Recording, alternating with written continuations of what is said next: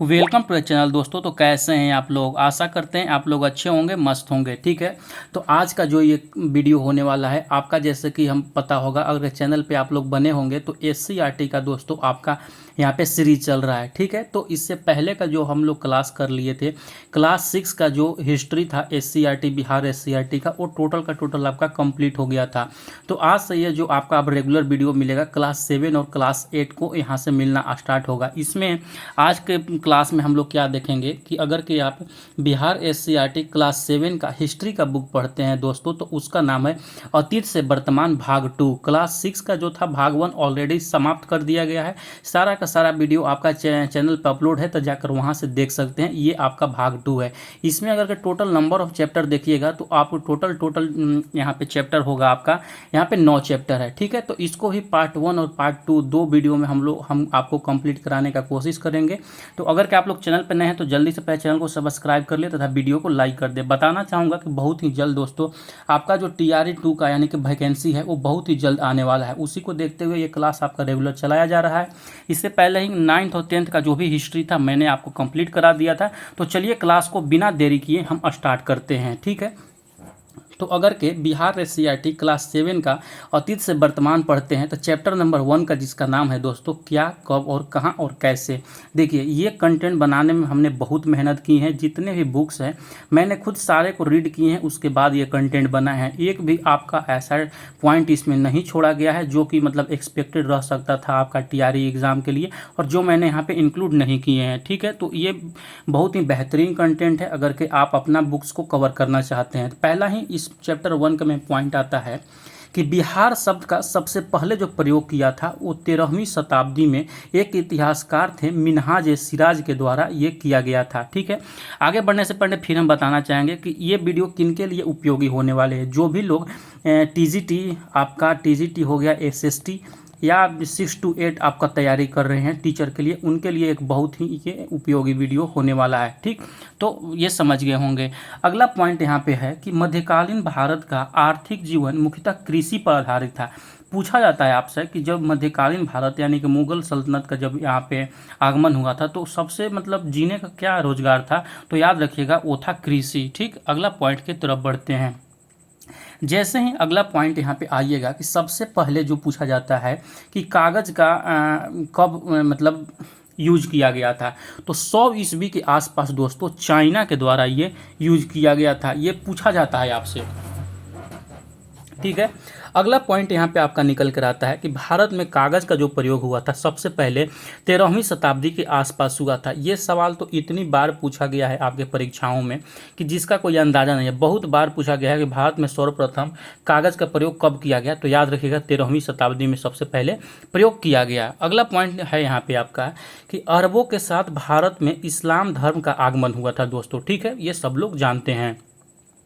कल्हड़ के राजतरंगिणी में कश्मीर के इतिहास का वर्णन है। ये भी पूछा जाता है कि कल्हड़ के इतिहास जो मतलब बुक है राजतरंगिणी, उसमें किस चीज़ का वर्णन है, तो याद रखिएगा कश्मीर के इतिहास का उसमें वर्णन है। जैसे ही अगला पॉइंट की तरफ अगर के आइएगा तो अगला पॉइंट है यहाँ पे कि तहकीक हिंद जिसे बोलते हैं तारीखुल हिंद की रचना किसने किया था, तो वो किया था अलबरूनी ने। ठीक है, तारीख फिरोज शाही की रचना जियाउद्दीन बर्नी ने किया था, जिसमें तुगलक वंश की जानकारी मिलती है। तो ये दोनों तीनों चीज़ आप लोग अच्छे से याद रखिएगा। अगला पॉइंट की तरफ बढ़ते हैं तो अगला पॉइंट यहाँ पे एक आता है, आपसे बुक का नाम पूछा जाता है कि अबुल फजल, जैसे यहाँ पे है कि अकबरनामा की रचना किसने की थी, तो याद रखिएगा जो अकबरनामा की रचना किए थे वो अबुल फजल के द्वारा ये किया गया था। बहुत बार ये सवालों पूछा जा चुका है। अगला पॉइंट आपका निकल कर आता है यहाँ पे कि बाबर ने अपनी आत्मकथा तुज़ ए बाबरी तुर्की भाषा में लिखा था, जिसका फारसी अनुवाद जो था बाबरनामा कहलाया। ठीक है, पूछा जाता है आपसे कि तुज़ के बाबरी किस भाषा में लिखा गया था, तो तुर्की भाषा में लिखा गया था। आप लोग ये चीज़ को याद रखिएगा। अगला है यहाँ पे कि रेहला की रचना किसने की थी, इब्न बतूता के द्वारा किया गया था, जो कि मोरक्को के यात्रा वृतांत है रेहला। ठीक है, जिसमें मोहम्मद बिन तुगलक के बारे में जानकारी मिलती है। ये चीज़ आप लोग याद रखिएगा। ये सब VBI सवाल है आपका इस चैप्टर का। अगला है कि पटना के बैकटपुर में शिव मंदिर का निर्माण राजा मान सिंह के द्वारा कराया गया था एवं रोहतासगढ़ में स्थित हरिश्चंद्र मंदिर का निर्माण भी इन्होंने कराया था। तो याद रखिएगा राजा मान सिंह के बारे में ये दोनों चीज़ महत्वपूर्ण है। अब यहाँ से आपका चैप्टर वन में जो भी आपका मोस्ट इंपॉर्टेंट पॉइंट था मैंने सारा का सारा करा दिया। अगर क्या आप बुक भी पढ़िएगा तो इससे ज़्यादा आपका पॉइंट नहीं बनेगा। अब यहाँ से स्टार्ट होता है आपका चैप्टर नंबर 2। चैप्टर नंबर 2 में जैसे ही आइएगा यहाँ पे है कि नए राज्य एवं राजाओं का उदय। ठीक है, अब इसके बारे में पढ़ते हैं। इसको आगे बढ़ने से पहले मैं आपको बताना चाहूँगा कि जितने भी लोग बिहार में शिक्षक बहाली का तैयारी कर रहे हैं दोस्तों, और वो खुद से तैयारी कर रहे हैं, उन्होंने कहीं भी अभी तक क्लास वगैरह ज्वाइन नहीं किया है, तो उनके लिए एक बहुत ही बेहतरीन चीज़ हम लेकर आ गए हैं कि बीपीएससी का जो कि आने वाला बहाली है 6 to 8 और 9 to 10 के लिए सारे का सारा जो भी मतलब नोट्स हैं आपका मोस्ट इंपॉर्टेंट जो कि परीक्षा में आपके लिए उपयोगी साबित होता है, उनके लिए मैं बना दिया हूँ। तो ये जो अभी जो आप देख रहे हैं ये कंटेंट, ये बीपीएससी 6 to 8 का एक सिलेक्शन किट है, जिसमें आपको जो कि पिछला एग्जाम हुआ था बीपीएससी के द्वारा शिक्षक बहाली TRE 1 जिसको बोलते हैं हम लोग, उसमें जो भी सवाल पूछा गया था उसी के आधार पर यहाँ पे सारा का सारा आपका कंटेंट रेडी कर दिया गया है, ताकि आप खुद से पढ़ के एक बेहतरीन मार्क्स स्कोर कर सकते हैं। इसमें इस कंटेंट में आपको क्या दिया गया है कि बिहार SCRT और NCRT का जो भी बुक है दोस्तों उसका समरी दिया गया है क्लास 6 to 10 में। ठीक है, चैप्टर वाइज, जैसे कि आप अभी जो वीडियो देख रहे हैं इसी का एक हिस्सा भी है। जिसको भी अगर के इस वीडियो का भी PDF चाहिए तो ये दिए गए नंबर पे हमको व्हाट्सएप कर सकते हैं, वहाँ पे कुछ पैसे देकर इसको आप ले सकते हैं। ठीक है, अगला पॉइंट है यहाँ पे देखिए, इसमें क्या आपका कंटेंट है कि ऑल BPSC का प्रीवियस ईयर क्वेश्चन आपको चैप्टर वाइज देंगे हम, ताकि हर सब्जेक्ट वाइज जो भी देखिए जो भी मोस्ट इंपॉर्टेंट बीपीएससी ने अभी तक सवाल पूछ रखा है ना, वो सारे सब्जेक्ट का लगभग 500 प्लस सवाल हम देंगे आपको, ताकि एक MCQs के थ्रू में आप उसको बार बार प्रैक्टिस करके एक बेहतर स्थिति में हो सकते हैं। जितने भी बीपीएससी के द्वारा सवाल पूछा जा चुका है और जो भी TRE 1 में आपका जो पेपर हुआ है उस सारा का सारा मैं विथ आंसर आपको वहाँ पे पेपर प्रोवाइड करूँगा, ताकि उसको भी आप अगर के अच्छे से एनालिसिस करके आप अपना स्कोर बढ़ा सकते हैं। उसके बाद जो भी मोस्ट इंपॉर्टेंट आपका बीपीएससी ने प्रीवियस ईयर मैथ के सवाल पूछ रखे हैं वो भी मैं सोल्यूशन के साथ में आपको इस कंटेंट के साथ में दूंगा, और साथ ही साथ जो मोस्ट इंपॉर्टेंट है 500 मोस्ट इंपॉर्टेंट करंट अफेयर देंगे। एग्जाम से हम 10 से 15 दिन पहले ये चीज़ को देते हैं, ताकि एक अच्छे से करंट अफेयर में आपका यहाँ पे पकड़ बन सके। ठीक है दोस्तों, तो जिनको भी चाहिए दिए गए यहाँ पे नंबर पे हमको व्हाट्सअप कर सकते हैं, और अगर के अभी ये लेते हैं तो मात्र 299 रुपये में आप इसको ले सकते हैं, अदरवाइज बाद में इसका रेट बढ़ सकता है। ठीक है, तो यही बताना चाहते थे, जिसको भी चाहिए होगा दिए गए नंबर पे हमको व्हाट्सएप कर सकते हैं, एक बहुत ही बेहतरीन यहाँ पे कंटेंट के साथ में। ठीक है, चलते हैं अपने कंटेंट के ऊपर में। तो यहाँ पे अगर देखिएगा चैप्टर नंबर 2 में क्लास 7 का, उसका नाम है नए राज्य एवं राजाओं का उदय। ठीक है, राष्ट्रकूट वंश के संस्थापक कौन थे? दंती दुर्ग था, इसकी राजधानी मानेखेड़ था। ये पूछता है आपसे कि राष्ट्रकूट वंश का संस्थापक कौन था, तो याद रखिएगा दंती दुर्ग था वो। गुर्जर प्रतिहार वंश का संस्थापक गुर्जर प्रतिहार वंश राजस्थान एवं गुजरात में शासन किया, जिसका संस्थापक जो थे वो नागभट्ट प्रथम थे। ठीक है, तो आप लोग याद रखिएगा जो ये प्रतिहार वंश हुए वो राजस्थान और गुजरात में अपना शासन व्यवस्था था, संस्थापक नागभट्ट प्रथम था। बिहार एवं बंगाल में पाल वंश की स्थापना गोपाल ने की थी, ये भी सवाल आपसे बहुत बार पूछा जा चुका है। ठीक है, अगला पॉइंट की तरफ बढ़ते हैं। अगला पॉइंट जैसे ही यहाँ पे आइएगा आपका है कि महिला शासक कश्मीर की रानी जो दीदा बड़ी बहन के नाम से लोकप्रिय थी। एक शासन थी कश्मीर की रानी के नाम से, जिसको दीदा बोलते थे, उसको बड़ी बहन के नाम से भी उसको जाना जाता था, तो ये चीज़ भी याद रखिएगा। गजनी आधुनिक अफगानिस्तान में स्थित एक छोटा राज्य है। कहाँ पे? अफगानिस्तान में। अफगानिस्तान में देखिए जो गजनी है वहाँ का एक शहर है, याद रखिएगा ये चीज़ को। अगला पॉइंट है कि 1010 ईस्वी और 1025 ईस्वी के बीच इसने उत्तर भारत के मंदिरों पर आक्रमण किया तथा धन लूटने के उद्देश्य से, ये मतलब भारत पर आक्रमण किया था। किसने? गजनी ने। ये चीज़ यहाँ पर रखा है। कब किया था? 1010 ईस्वी से 1025 ईस्वी के बीच में। 1030 ईस्वी में मोहम्मद गजनी की मृत्यु हो जाती है। ठीक, गजनी ने भारत पर 17 बार आक्रमण किया था, और शाहनामा नामक महाकाव्य का जो लेखक था वो फिरदौसी था। ये तो बार बार पूछा जाता है, कम से कम ये चीज़ आप लोग याद रखिएगा कि शाहनामा का जो लेखक कौन थे, तो वो थे फिरदौसी। ठीक है। अगला पॉइंट अगर इस चैप्टर में देखिएगा आप लोग, तो अगला पॉइंट यहाँ पे निकल कर आपके आता है कि अगला पॉइंट है यहाँ पे कि मोहम्मद गौरी ने पंजाब में अपना केंद्र बनाया था। ठीक है। 1191 ईस्वी में तराइन के युद्ध में पृथ्वीराज चौहान से गौरी पराजित हुआ था। ठीक है। अगला अगर के सवाल देखिएगा यहाँ पे, देखिएगा तो यहाँ पे 1192 ईस्वी में तराइन की द्वितीय लड़ाई में गौरी ने चौहान को पराजित किया एवं तुर्की राज्य की स्थापना की। ठीक है। ये दूसरा लड़ाई में ये चीज़ हुआ था। अगला है कि आधुनिक केरल में चेर वंश का शासन था, जो कि अभी के जो केरला है उसमें प्राचीन काल में दोस्तों पूछा जाता है इससे कि चेर वंश का शासन किस राज्य में था, तो केरल से आप लोग याद रखिएगा चेर वंश का वहाँ पे शासन था। अगला पॉइंट अगर कि आप लोग आइएगा तो अगला पॉइंट आपका यहाँ पे दिया गया है कि चोल राजाओं का शासन कहाँ पे था, तो वो तंजौर तमिलनाडु में था। आप लोग याद रखिएगा साउथ के जितने भी राजा हो गए ये मोस्ट इंपोर्टेंट है दोस्तों, हमेशा सवाल इनसे पूछा जाता है। राजेंद्र चोल ने एक महान जनसेना का गठन किया था और प्राचीन भारत का चोल शासन ऐसा था जिसके पास एक मजबूत जल सेना था, नेवी था। ये चीज़ भी आप लोग याद रखिएगा। अगला है यहाँ पे राजा राम राजराज प्रथम ने श्रीलंका एवं मालदीव पर अपना अधिकार किया था। ठीक है। ये चीज़ याद रखिएगा। उत्तर में रूर अभिलेख तमिलनाडु से चोल वंश के ग्राम स्वाभन की जानकारी मिलती है। ठीक है। तो ये चीज़ भी आप लोग ये ठीक अच्छे से याद रख लीजिएगा। अगला पॉइंट अगर के आते हैं तो अगला पॉइंट आपका यहाँ से स्टार्ट होता है कि चोल राजाओं ने कावेरी नदी पर बांध बनाकर सिंचाई करने का प्रयास किया। किस नदी पे? कावेरी नदी पर।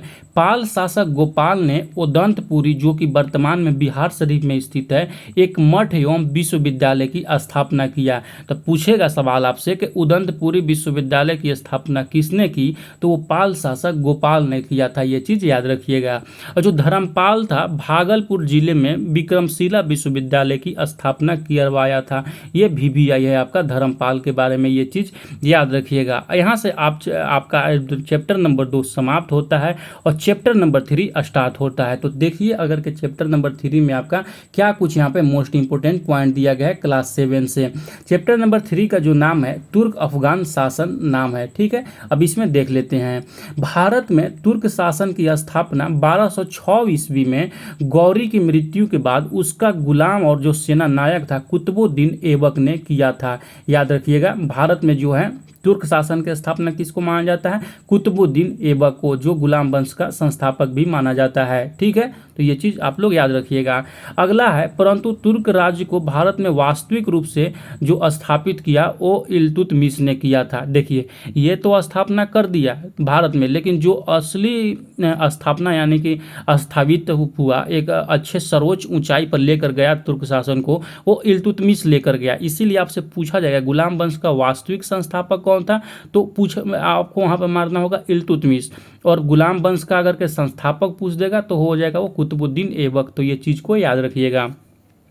अगला यहाँ पे है एकमात्र जो महिला शासक हुई वो रजिया सुल्तान हुई। बहुत बार ये सवाल पूछा जाता है ये किसकी बेटी थी, तो यही इल्तुतमिश की बेटी थी रजिया सुल्तान। इन शासकों को ममलुक एवं सत्ता का केंद्र दिल्ली में रहने के कारण दिल्ली सल्तनत कहा गया। ठीक है। दिल्ली सल्तनत के संस्थापक भी इन्हीं लोग को माना जाता है। यहाँ से आपका सारा का सारा मीडिएवल हिस्ट्री से जो भी चीज़ है वहाँ पे आपको देखने को मिलेगा। ठीक। अगला पॉइंट यहाँ पर जब आइएगा तो 1290 ईस्वी में मामलुक वंश, जिसको गुलाम वंश भी बोलते हैं, के अंतिम जो सुल्तान थे वो कैकुवाद थे। ठीक है। को गद्दी से हटाकर खिलजी वंश की स्थापना हुआ। 1290 ईस्वी में गुलाम वंश का समाप्ति होता है। जो इसका सबसे अंतिम जो शासक था वो कैकुवाद था। यहाँ पे देख लीजिए, याद रखिएगा। इसको हटाकर यहाँ पे जो नया वंश खिलजी वंश था दोस्तों, उसका आपका यहाँ पे स्थापना किया जाता है। तो ठीक है, ये चीज़ याद रखिएगा। इसका जो संस्थापक था खिलजी वंश का वो जलालुद्दीन खिलजी था। मोहम्मद बिन तुगलक के शासनकाल में तुर्की राज्य की सीमा अपने चरम पर थी। ठीक है। अगला पॉइंट की तरफ बढ़ते हैं। अगला पॉइंट जैसे ही आइएगा तो यहाँ पे कुतुबुद्दीन मोहम्मद बिन तुगलक के बारे में कुछ हमको पढ़ने को मिलता है। ठीक है। तो अगर के यहाँ पे जैसे ही आइएगा तो देख सकते हैं यहाँ पे कि मोहम्मद बिन तुगलक ने मंगोल आक्रमणकारियों से भी दिल्ली को बचाया था। किसने? एमबीटी ने। इसको मोहम्मद बिन तुगलक को आप लोग यहाँ पे शॉर्ट में एमबीटी करके याद कर लीजिएगा। जो इसका प्रशासन विभाग था सल्तनत काल का उसको बोलते हैं विजारत, और जो राजस्व अधिकारी थे उसको बोलते थे सीकर। ये दोनों याद रखिएगा।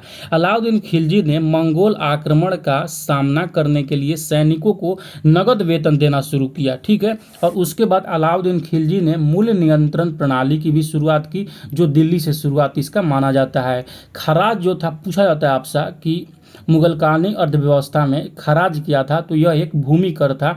आपसे ये चीज़ याद रखिएगा, ठीक। और इसके बाद यहाँ से पढ़ लेते हैं थोड़ा सा मोहम्मद बिन तुगलक के बारे में कि आपका क्या कुछ पॉइंट इस बुक्स में दिया गया है। इसके शासनकाल में जो मोरक्को यात्री इब्न बतूता था वो भारत आता है, और 1327 ईस्वी में इसने राजधानी को दिल्ली से देवगिरी बदलकर उसका नाम जो कर दिया था दौलताबाद किया गया था। ये सवाल आपसे पूछा जाता है कि किसने अपनी राजधानी को दिल्ली से देवगिरी मतलब स्थापित किया था, तो वो एमबीटी ने किया था, मोहम्मद बिन तुगलक ने किया था। खुरासान का जो युद्ध हुआ था वो मोहम्मद बिन तुगलक के काल में हुआ था, जो कि खुरासान जो है वो ईरान विजय के नाम से भी जाना जाता है, ठीक। सांकेतिक मुद्रा का जो प्रचलन किया था, चांदी के जो सिक्के थे उसको टाका बोला गया, और जो तांबे के सिक्के थे उनको जीतल कहा गया, वो भी मोहम्मद बिन तुगलक नहीं चलवाए थे। तो याद रखिएगा सांकेतिक मुद्रा का चलन। कृषि सुधार के लिए दीवान ए अमीर को ही कृषि विभाग की स्थापना की इन्होंने, और फिर तुगलक ने नहरें खुदवाएं और यमुना नदी से पानी लेने के लिए उसी पर नहर बनवाया। ये चीज़ आप लोग याद रखिएगा, बहुत बार ये सवाल पूछा जा चुका है। और कुछ और जानकारी ले लेते हैं इसके बारे में। जो तुर्क के चिहलगानी था वो 40 गुलामों की शुरुआत वो इल्तुतमिश के द्वारा किया गया था। पूछा जाता है आपसे कि तुर्क के चिहलगानी की शुरुआत किसने किया गया था, तो वो इल्तुतमिश के द्वारा किया गया था। तुर्क के चिहलगानी किया था, इसमें 40 गुलाम थे, उसी के बारे में यहाँ पे जानकारी मिलती है तुर्क के चिहलगानी में, ठीक। अगला पॉइंट की तरफ अगर के आइएगा तो अगला पॉइंट है यहाँ पे कि इल्तुतमिश ने एकता प्रथा की शुरुआत की थी, जो कि मोस्ट इंपोर्टेंट है। दिल्ली सल्तनत का एकमात्र महिला जो शासक हुई वो रजिया सुल्तान हुई। ये तो अनेकों बार सवाल आपसे पूछा गया है। अगला पॉइंट है कि बलबन ने राजस्व सिद्धांत एवं तुर्क के चिहलगानी को समाप्त किया, ठीक। बलबन ने सिजदा एवं पैबोस, रक्त एवं लौह की नीति, नौरोज आदि का भी प्रारंभ किया था। किसने? ये बलबन के द्वारा महत्वपूर्ण किया गया कार्य है। दिल्ली सल्तनत का अंतिम जो वंश हुआ वो लोदी वंश हुआ, ठीक है। तो ये चीज़ भी आप लोग याद रखिएगा। अगला पॉइंट यहाँ पे आता है उन लोग का टैक्सेशन सिस्टम क्या था, टैक्स सिस्टम क्या था। जो उज्र था, उज्र को इसको उस्र भी बोलते हैं हम लोग, ठीक है, ये भी याद रखिएगा। मुसलमान से लिया जाने वाला जो भूमि कर था उसको उस्र बोलते हैं, अभी भी चलता है ये, उसको उसरा बोलते हैं, उस्र या उसरा, ठीक। उसके बाद ये जो खराज है गैर मुसलमानों से लिया जाने वाला भूमि कर। तो उस्र और खराज ये दोनों याद रखिएगा। भूमि कर था, उस्र मुसलमानों से लिया जाता था, और खराज जो था वो गैर मुसलमानों से लिया जाता था, ठीक है। खराज लूट से प्राप्त धन से लिया जाने वाला कर था। देखिए खराज जो था ये भी एक तरह से, देखिए ये तो भूमि कर हो गया खराज। एक खराज और होता था जो भी मतलब लूटपाट का धन होता था उससे लेने जो कर देता था लोग, उसको भी बोलते थे। अगला है यहाँ पे जक़ात। जक़ात क्या था? मुसलमान के द्वारा धार्मिक कर था, वो जक़ात था, और गैर मुसलमानों पर धार्मिक जो कर था वो जजिया था। तो ठीक है, देख सकते हैं यहाँ पे दोनों पर कर लगाया गया था। मीडिएवल हिस्ट्री में भी ये चीज़ को हमको जानकारी मिलती है।